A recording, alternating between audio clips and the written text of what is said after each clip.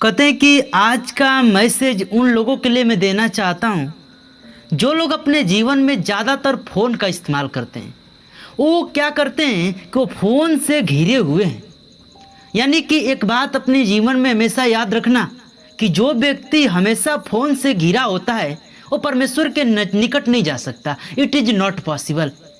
मैंने देखा कि मेरे चर्च में बहुत सारे लोग आते हैं लेकिन वो फ़ोन का इस्तेमाल करते हैं। वो यानी ये समझ जाइए कि वो परमेश्वर के वचन से ज़्यादा उनको फ़ोन के उस आदमी से ज़्यादा ज़रूरत होती है जो उनको फ़ोन करता है।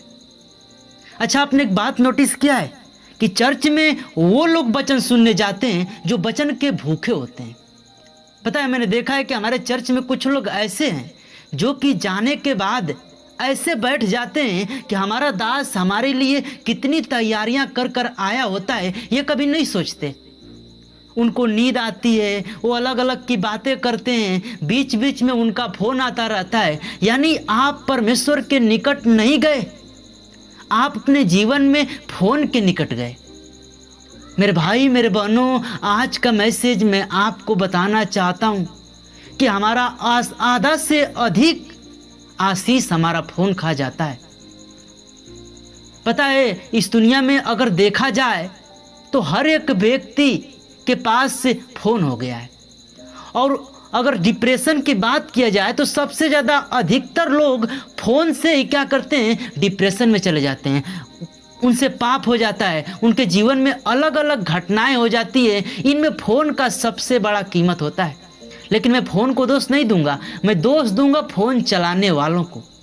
क्योंकि एक बात हमेशा याद रखिए कि जिसके जीवन में वचन का भूख होता है वो चर्च में जाता है। क्या करने? वचन को सुनने। उसके लिए फ़ोन मायने नहीं रखता। आप 2 घंटे के लिए मीटिंग ले रहे हैं, आप 2 घंटे के लिए अपने फ़ोन को ऑफ कर दीजिए, क्योंकि वो मीटिंग में आपको कोई डिस्टर्बिंग ना हो, ये आपको सोचना चाहिए। मेरे प्रिय भाई बहनों, कहेंगे कि ब्रदर आप कैसी बातें कर रहे हैं। हाँ, मैं आज ऐसी बातें करने के लिए वीडियो में आया हूँ जो कि ये गलती को आप समझ नहीं पाते और यही गलती करते करते आपके जीवन में एक बहुत बड़ा पाप हो जाता है। पता है, जब मूसा को परमेश्वर ने इस्राएलियों को लेकर आने के लिए भेजा तो इस बात को परमेश्वर जानता था कि मूसा लेकर आ जाएगा। लेकिन मूसा में जानते हो ब्यूटीफुल नेचर क्या था? मेरा सबसे यूनिक नेचर उसका यही लगा कि मूसा अपने आप को कभी बड़ाई अपने आप से नहीं किया। उसका बड़ाई जानते हो कौन किया? यहोशू ने किया। मूसा अपने बारे में बाइबल में कहीं नहीं लिखा है, लेकिन यहोशू उसके बारे में लिखा है कि मूसा क्या था? नम्र व्यक्ति था। ये इसी बात को कहता है कि मैंने देख लिया इस पृथ्वी पे अगर देखा जाए तो मूसा सबसे ज़्यादा नम्र व्यक्ति है। पता है, हमारे जीवन में जो नम्र वर्ड आता है ना, अगर हमें अपने जीवन में लागू कर लें तो हम परमेश्वर के निकट जा सकते हैं। पता है, यीशु को बहुत सारे लोग बोलते थे, गालियां देते थे, नो फर्क पड़ता था। वो सिर्फ अपने काम को करता रहता था। यानी हमको भी अपने जीवन में नम्र बनना है, मूसा की तरह, जैसे मूसा नम्र था। पता है, अगर हम जीवन में बहुत ज़्यादा एटीट्यूड दिखाते हैं, हम किसी पे बहुत ज़्यादा चिढ़ते हैं, किसी पे हमेशा किसी के मन में प्रति रखते हैं, तो उससे उसका घाटा कुछ नहीं होने वाला है, आपका घाटा 100% होने वाला है। इस बात को अपने माइंड में बैठा लीजिए। अगर आप ये सोच रहे हैं कि मैं उसके पर चिल्ला कर, उसके पर चीख कर मैं बहुत कुछ कर लूँगा, तो नहीं, ये संभव नहीं है। यीशु के ऊपर बहुत सारे लोग चिल्लाए, यीशु को बहुत सारे लोग गालियाँ दिए, लेकिन क्या यीशु का वो कुछ कर पाए? नहीं। अगर कोई व्यक्ति आज आपको गाली देता है, कल अपने माँ बाप को गाली देगा। ये बात आप हमेशा याद रखना। मेरे प्रिय भाई बहनों, आप वचन के भूखे बनिए, न कि फ़ोन के। पता है, जब हम फ़ोन को अपने माइंड में चलाते हैं ना, हम फ़ोन चलाते रहते हैं, सोचते रहते हैं, तो जानते हो हमारे माइंड में ऐसी ऐसी थॉट आने लगती है। जो फ़ोन में हम देखते हैं वैसे वैसी थॉट हमारे माइंड में भरने लगता है। हमारा माइंड क्या है? हम अपने माइंड में जितना पॉजिटिव चीज़ को भरेंगे उतना ही मेरे जीवन में बेटर होगा, और अपने जितना ही निगेटिव बातें अपने माइंड में भरेंगे उतना ही हमारा जीवन कम दिन तक जिएंगे, कम होता जाएगा।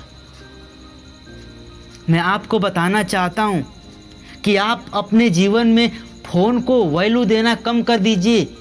आप हाँ, अगर आप चर्च में जाते हैं, आपका बहुत ज़्यादा इमरजेंसी है, आप बात कर सकते हैं, लेकिन no reels, no Facebook, no Twitter. आप परमेश्वर के एक वचन का भूखा बनिए।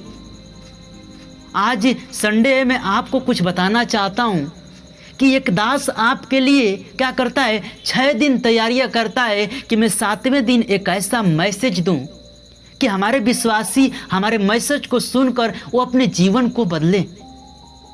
हमारा दास यही सोचता है, लेकिन हम क्या करते हैं, हम बहुत अच्छे से तैयार होते हैं, हम अपना बाइक उठाते हैं, चर्च में जाते हैं, लेकिन चर्च में जाने के बाद मैं देखता हूँ 50% लोग वचन को ध्यान से नहीं सुनते, वो सोते हैं, और 10% लोग के बीच में फ़ोन आता रहता है।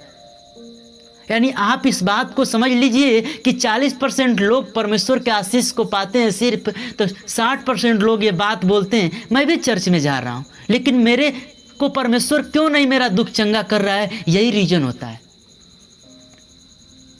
ये रीजन को आपको समझना होगा कि वास्तव में मेरे में क्या रीजन है कि परमेश्वर आशीष को बंद किया है, हमारे को चंगाई नहीं दे रहा है। आप जानते हैं, आप मेरे बात को हमेशा एक याद रखना, आप एकांत में एक जगह आप एकांत में बैठिए और आप परमेश्वर से बातें करिए, परमेश्वर आपसे बातें करेगा। और जानते हो, आपको किसी का बताने का जरूरत नहीं है, क्या सही है क्या गलत है, आपका आत्मा आपको खुद बताएगा। हाँ, ये करके आप देखिए, प्रैक्टिकली अभी करिए। आप ये वचन देखने के बाद आप एक बार करिए और कहिए कि हाँ ब्रदर, आपने बात सही कहा। पता है, हमको आत्मा हमेशा वो बातें सिखाता है जो कि प्रभु को मंजूर हो। आत्मा जानता है कि कौन सी बातें गलत है, कौन सी बातें सही है, लेकिन ये जो शरीर होता है अभिलाषा में पड़कर वो काम को कराता है। तो मैं आज मैसेज यही देना चाहता हूँ कि आप अपने जीवन में परमेश्वर के वचन को एक एक हृदय रूपी पटिया पर लिखिए, क्योंकि हमारा दास हमारे लिए 6 दिन वचन तैयार कर 7वें दिन इसलिए बताता है कि हम उस वचन पर चलने का प्रयत्न करें। पता है, हमारे दास को खुशी कब होता है, जब क्या होता है कि जब हम वचन पर चलते हैं और परमेश्वर हमको विकसित करता है, हमको सीढ़ी टू सीढ़ी चढ़ाकर मंजिल पर पहुंचाता है। तो जानते हो, हमारे दास को बहुत खुशी होती है कि हमारे चेलों ने क्या किया, हमारे वचन को सुनकर, परमेश्वर के वचन को सुनकर आज विकसित है। मेरे भाई मेरे बहनों, ये बात को आपको सोचना होगा। पता है, यीशु कभी किसी से एटीट्यूड नहीं दिखाया, वो हमेशा नम्र रहा। उसको लोग बोले फिर भी वो नम्र रहा। लेकिन जानते हो, जब टेम्पल बहुत सारे लोग तोड़ने लगे, यीशु के अभिषेक को रोकने लगे, तो यीशु ने क्या किया, गुस्सा हुआ। अगर आप किसी का भलाई करने जा रहे हैं, आपके बीच में कोई आ रहा है, आप उसके ऊपर गुस्सा करें, ये जायज है, पाप नहीं है। मैं परमेश्वर के लड़का होने के लिए आपसे कह रहा हूं कि अगर आप ये चीज़ जानते हैं कि मैं अच्छा चीज़ करने जा रहा हूं और आपके बीच में कोई आकर रोक रहा है, तो आप ये समझ जाइए कि आप पर वहाँ गुस्सा करना जायज़ है। परमेश्वर के दृष्टि में वो पाप नहीं है। मेरे भाई मेरे बहनों, अब से आप अपने वचन को पढ़कर और उस पर मनन करना सीखिए। जानते हैं, हम बाइबल को धड़ धड़ धड़ धड़ पढ़ते जाते हैं, लेकिन एक वचन आप पढ़िए और उस वचन को पढ़कर उसके बारे में सोचिए कि आखिर परमेश्वर अपने विश्वासी को क्या सिखाना चाहता है। पता है, बाइबल में कोई ऐसा वर्ड नहीं है जिससे आप सीख नहीं सकते। हर एक वर्ड का एक बहुत ही अच्छा मकसद है, क्योंकि वो वर्ड गॉड ने बताया है। ये हम आप तौर के लिए कोई मैन नहीं बताया है। हु इज गॉड, वो गॉड था। कौन गॉड था? जीसस, उसने बताया। और जब हम बाइबल के वचन को पढ़ते हैं तो हम जीसस के विचार को जानते हैं कि वो हमसे क्या चाहता है। तो आप बाइबल के वर्ड को पढ़कर जीसस के विचार को समझिए, तब जाकर आपके जीवन में परमेश्वर की आशीष मिलेगी।